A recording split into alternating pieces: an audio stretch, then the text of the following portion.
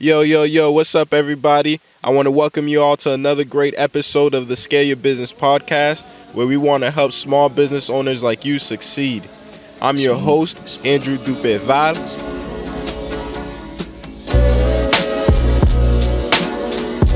I just wanna buy my mama a house. My mama a house. Today I got a lot in store for you all, so thank you guys for tuning in.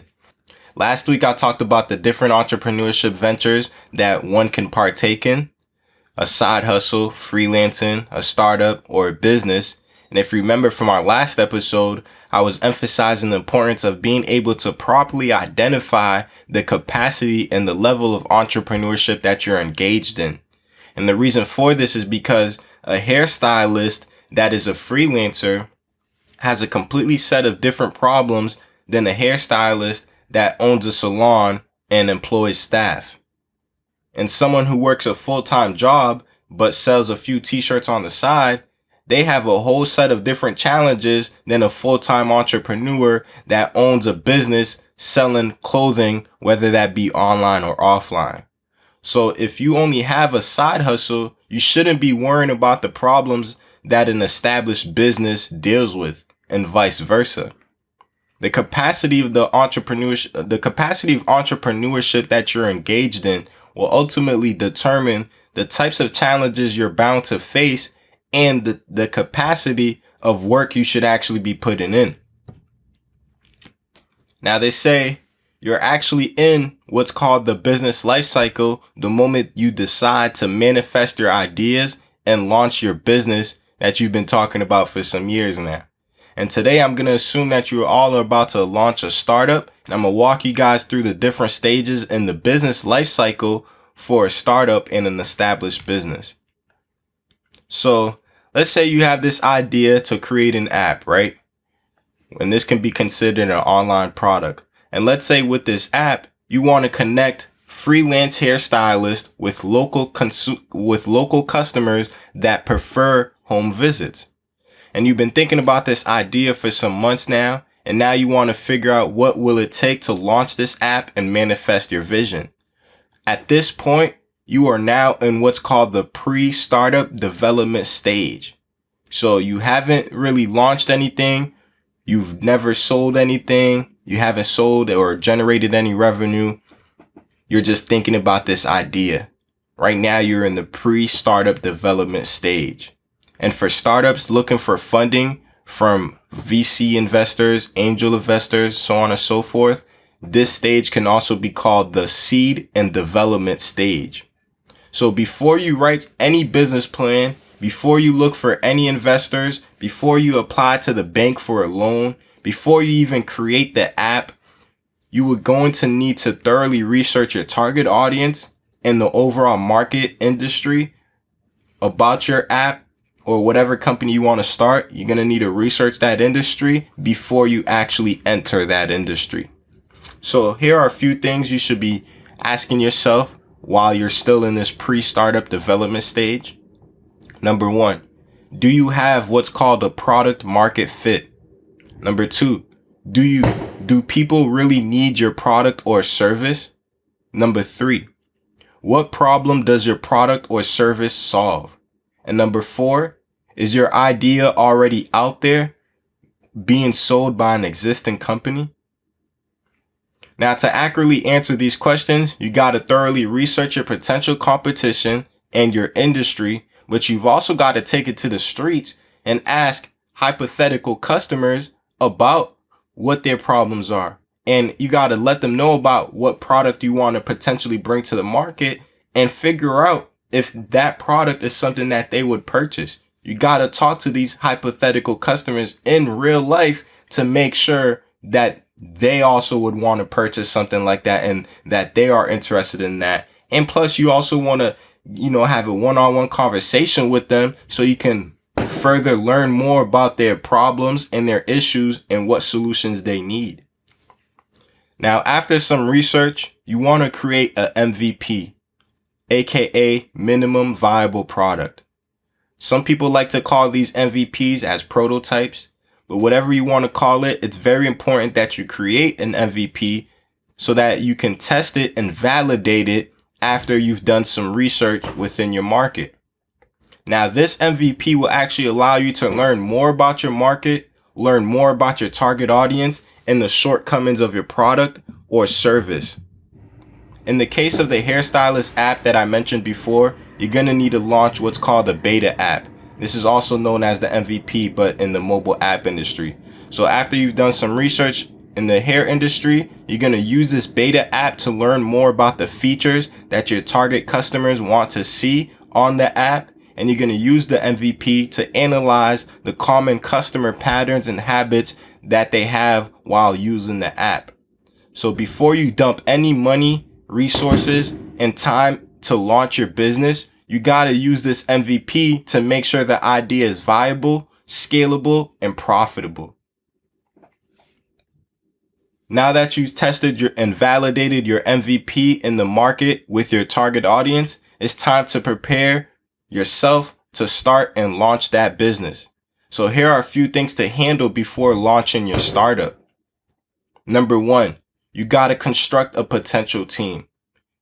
In most cases, a startup will have about 5 officers at the top.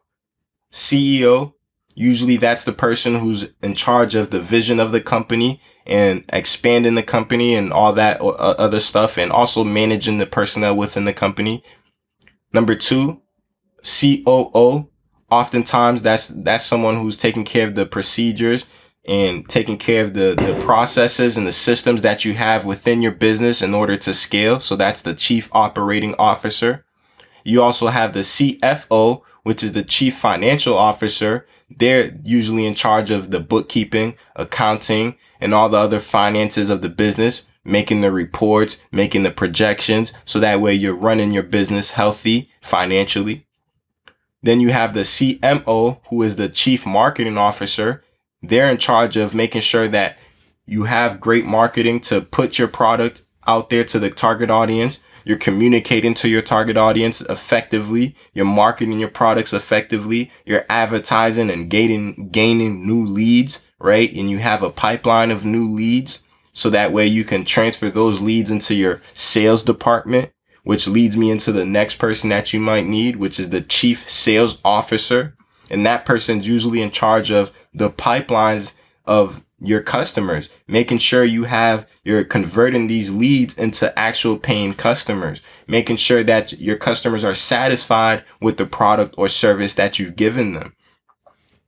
Number 2, you want to seek advisors and mentorship, right? It's crucially important before you launch this startup that you seek advisors and mentors that are already doing what you want to do with this startup. Look for people who have expertise within your industry that you're looking to start the startup in. Look for expertise from people that have already built and launched successful businesses. Use them, pick their brains, try to get a consistent monthly meeting with them so you can learn about some of the obstacles that they overcame and the pitfalls that they avoided, right?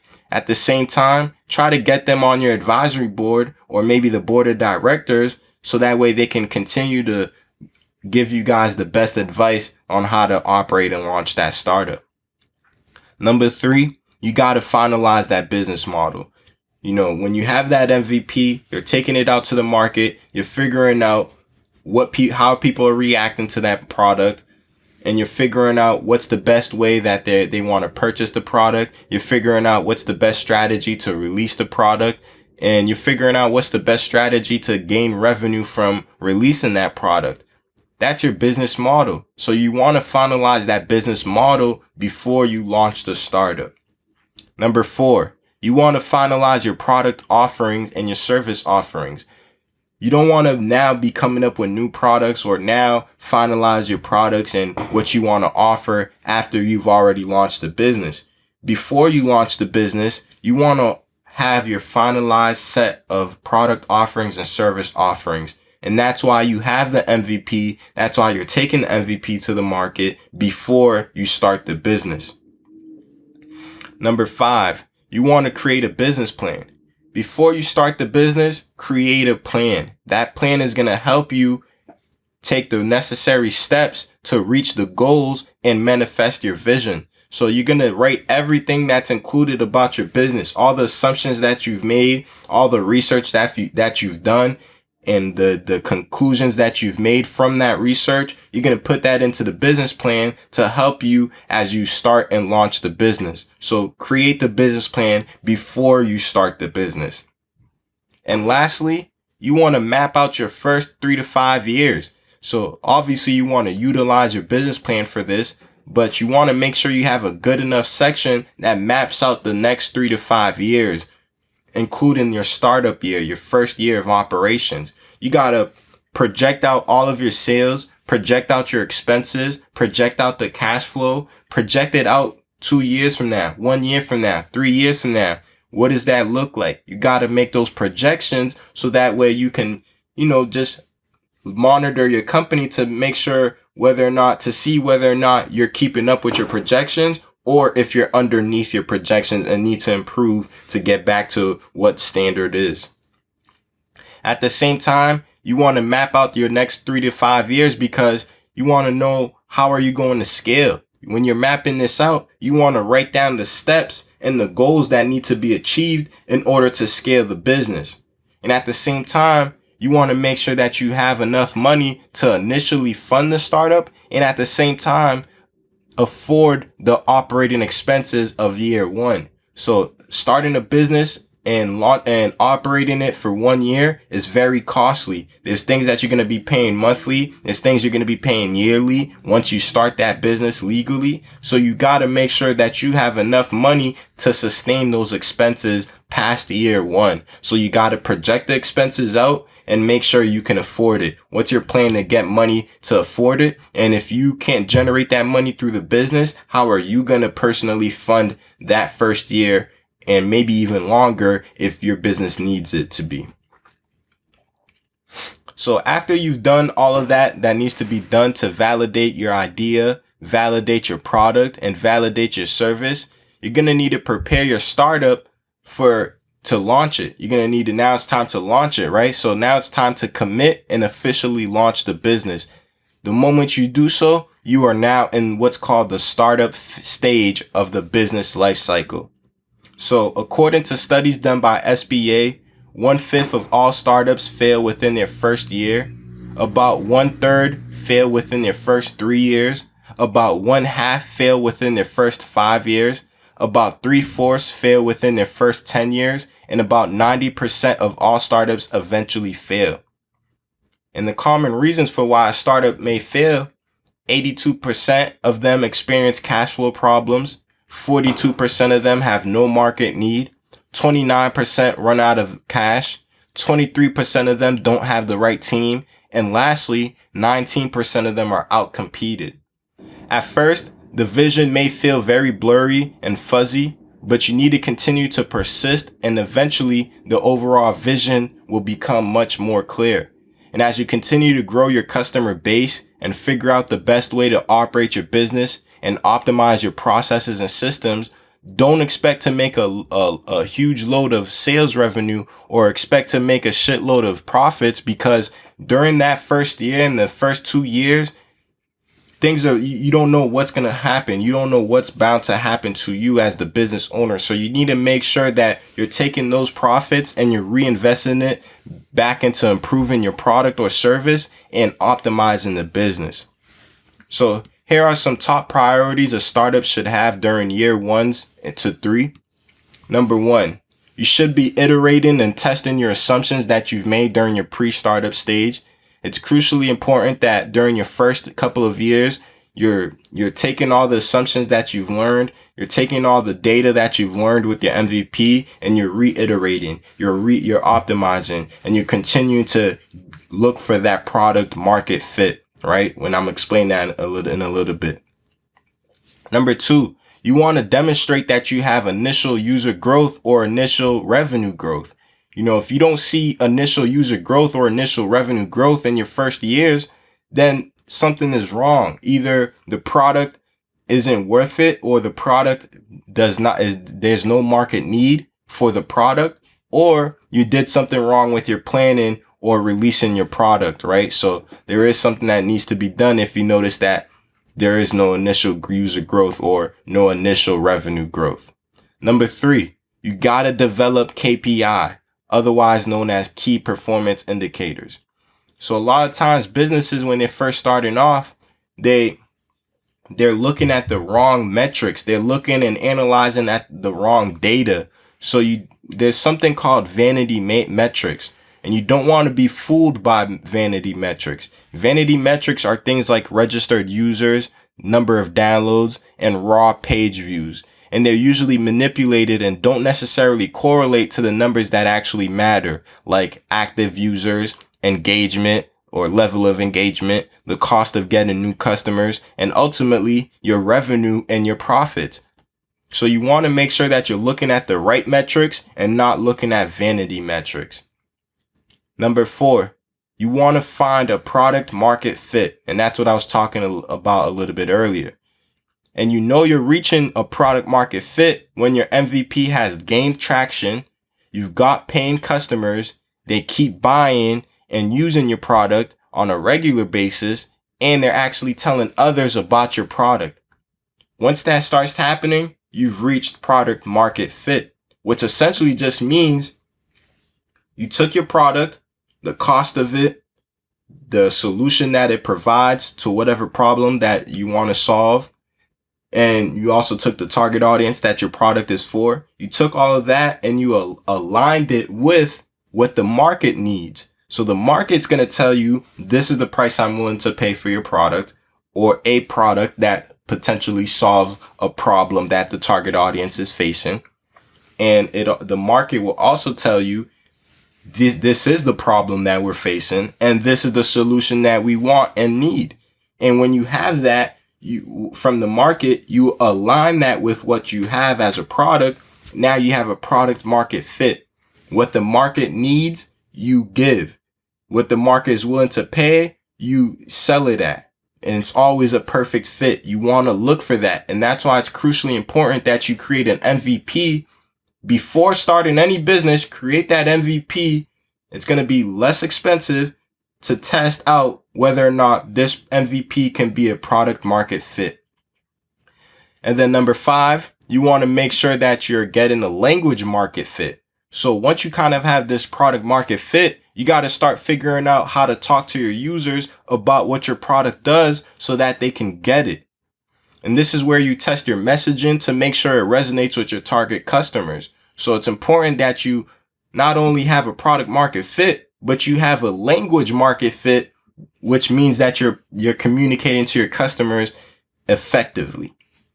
And then the last priority that a startup should be focused on during years 1 to 3 is finding a channel product fit. So we talked about product market fit. We talk about the language market fit. Now we're talking about the channel product fit. And the channel product fit, this is where you find the highest yielding channel that allows you to communicate to your customers, right? So what is the best channel that allows you to reach your customers and sell the products? Is it Facebook? Is it Instagram, social media, or is it actually email marketing? Is it your website? Is it telephone? Whatever it may be, you got to figure out what's that best channel to reach your customers and communicate to them, and make sure that your product is always using that channel to reach your customers. So these are all the things you should be focused on as a startup during years 1 to 3. And once you've gotten better with these things and managing these things, you're surviving, right? So now you're a startup. You've already been testing. You've already been optimizing these things that I've mentioned. Now you're at the point where you are surviving, right? Unfortunately, many businesses don't ever end up surviving past the startup stage. Maybe they were never able to generate consistent revenue or steadily growing sales and profit. And many of these businesses that stay in that survival startup stage are actually considered mom and pops, or better yet, a marginally surviving company. So they've developed enough economic viability to generate small marginal returns on their invested time and money, but they did not achieve stability. So if you notice, once that business owner and a mom and pop stops working, retires, takes a vacation, or simply gives up, the business fails instantaneously. That's because they've never developed enough processes and systems to achieve stability in their business. But let's say in this scenario, you have already successfully launched your business. You found your ideal product market fit. You've been generating consistent and steady revenue and profit. And now it's time for you to decide whether or not you want to grow and scale your business or keep it stable and profitable. And at this stage, you have now entered what's called the success stage. And they say getting a business past the startup phase of your business is like a rocket finally breaking through the gravitational pull of the earth. It's uncertain whether or not that rocket will be able to break the gravitational pull and break through the atmosphere to fly into space. But once it does, the rest of the ride is typically more straightforward. And the same goes for a startup. No one, including the owners, knows for sure if they will be able to achieve product market fit and start generating consistent and steady revenue. But once they do, maintaining that will be much easier than attaining it for the first time. And most businesses in the success stage of the business cycle, they notice a large increase in sales in their customer base. So you got to make sure your business is prepared for the growth and influx of customers, revenues, and expenses and problems that come once you've achieved success and you're in that stage of the business life cycle. So here are some top priorities a business in the success stage should focus on. Number 1, you should be doubling down on your top yielding channels. So like I mentioned before, you need to have a channel product fit. And once you have that channel product fit, double down on those channels. Number 2, you want to double down on everything that's working. All the systems that's working, all the processes that's working, everything that's working in your business, double down on that. At the same time, you want to take away and remove or improve all of the things that aren't working. Number 3, you want to make sure that you're increasing your sales rapidly and getting past your break-even point. Before you can even hit the success stage of the business life cycle, you got to be increasing your sales. Your sales need to be increased and you need to be way past your break-even point. You know, when you're a startup or when you're in that surviving stage, like a mom and pop, all you're thinking about is, did I break even this month? Am I going to break even next month? Will I be profitable next month? Will I be profitable today? That's all you're thinking about because it's a constant battle of trying to break even and make profits. But once you've already done that and you're consistently making profit and you're consistently breaking even, at that point, you have now achieved the success stage. You are now in that success stage. And during that success stage, you want to make sure that you're getting further and further away from your break-even point. Number 4, you want to build out your staff and your infrastructure to support your growing workload.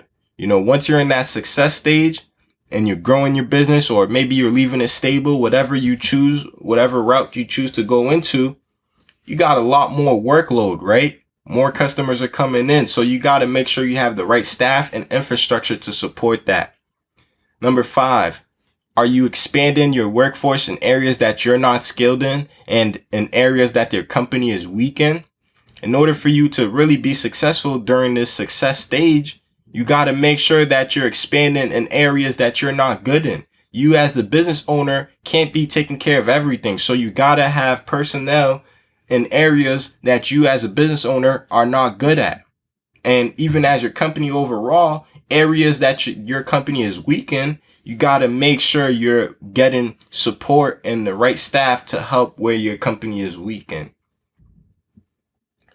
And number 6, it's definitely essential that you start to come into your role as the head of the company. So this is exactly what I've been saying, right? You as a business owner, you got at this point during the success stage, you now need to step up as the CEO. You now need to step up as the head of your company, making sure that the personnel is happy, your staff is happy, but everything is aligned with the vision. And you need to make sure that you are making the right decisions when it comes to expanding your business, scaling your business, or keeping it stable and profitable.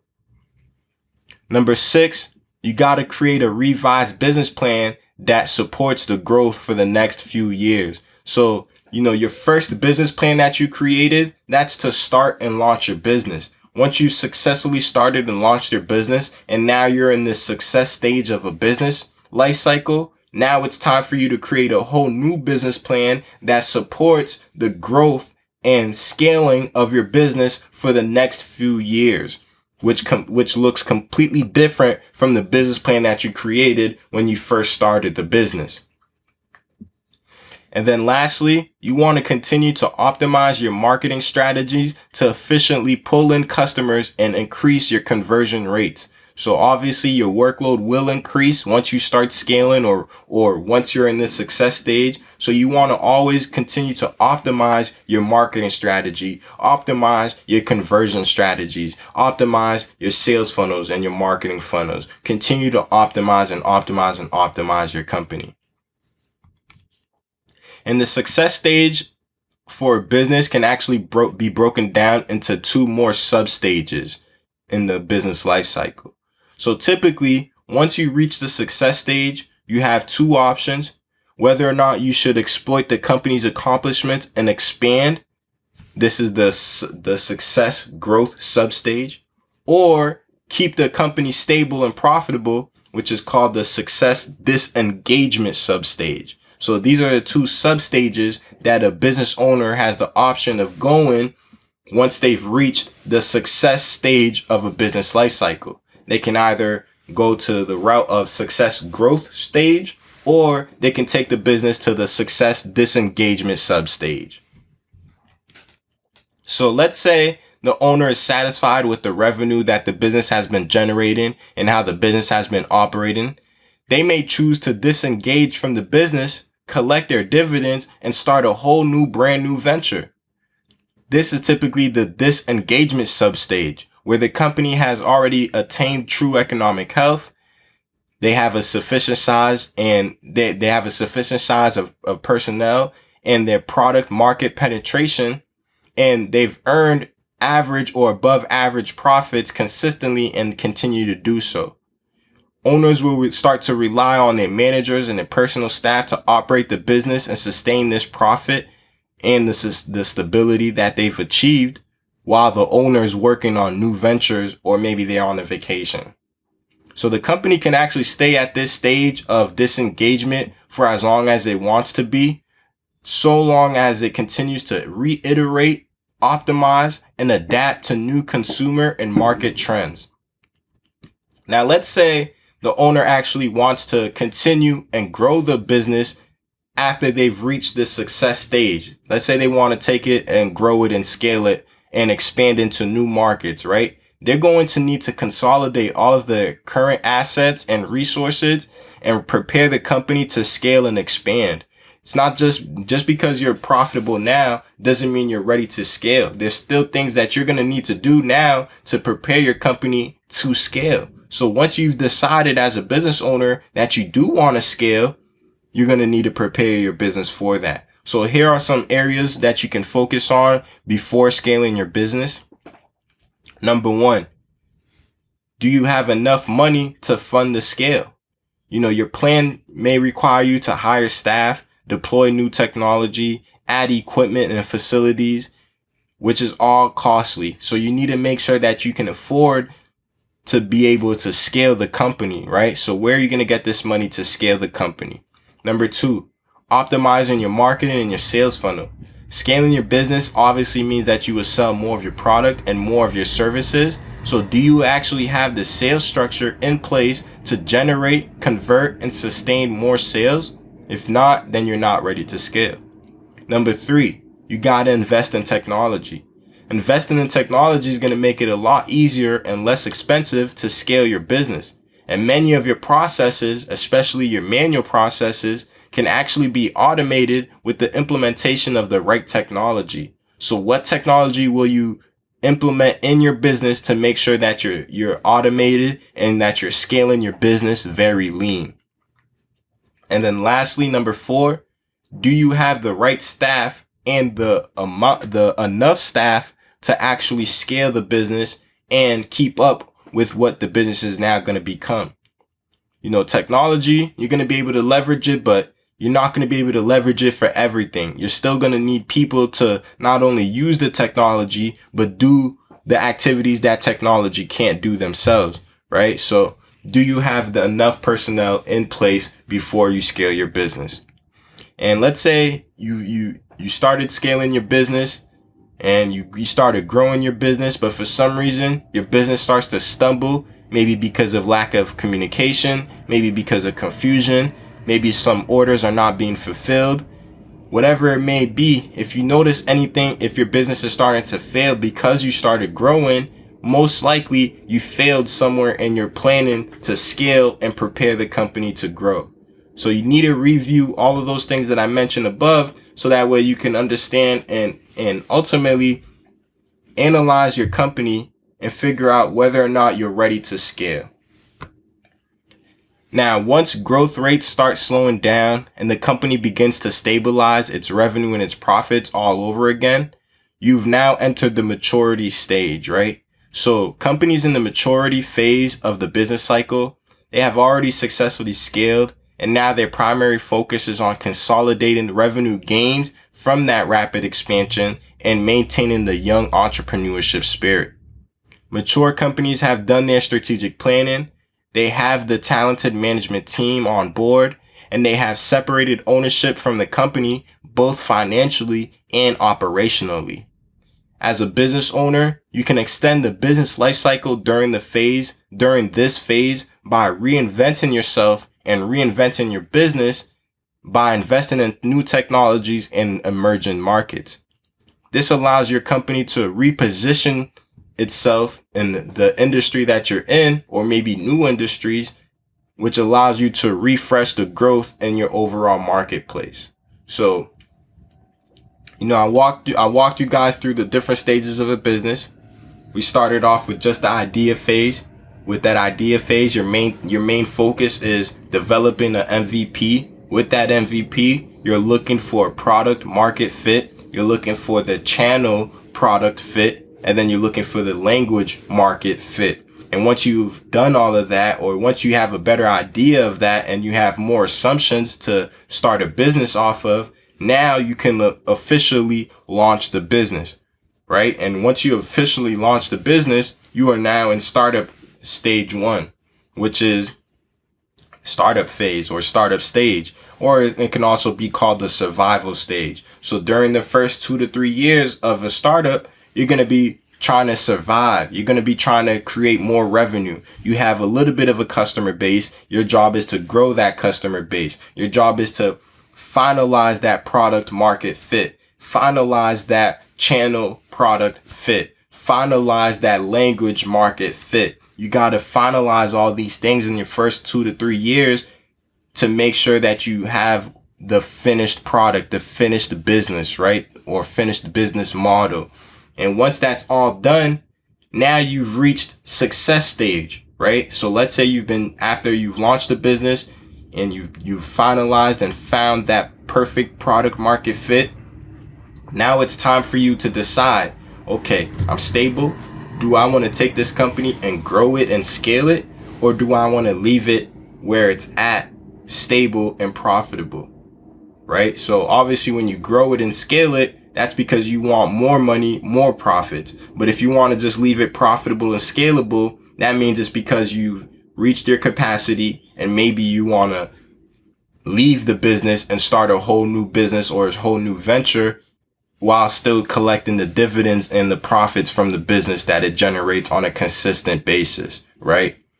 And then obviously if you do choose to grow the business and scale it, then once that's done successfully, you will reach maturity stage. And during that maturity stage, you've successfully scaled your business, you have the personnel, and you can disengage again. So earlier you had the option to disengage, but instead you chose to grow it and scale it. Now that you've reached maturity after that growth, you can now disengage from the business again, or you have the option to do it again. and which will allow you to work on a new venture while collecting the dividends from the scaled business. But I want to thank you guys for tuning in today's episode. That's pretty much it. So make sure you log on to that webpage, subscribe to the newsletter for the podcast, so that way you can download the latest episode notes and minutes. And at the same time, I'm going to keep you updated on the future episodes on that newsletter. So thank y'all for tuning in. Make sure you like, comment, and subscribe. But that's it, y'all. I just wanna buy my mama a house. My mama house. My mama house. My mama house. I just wanna buy my mama a house. My mama house. My mama house.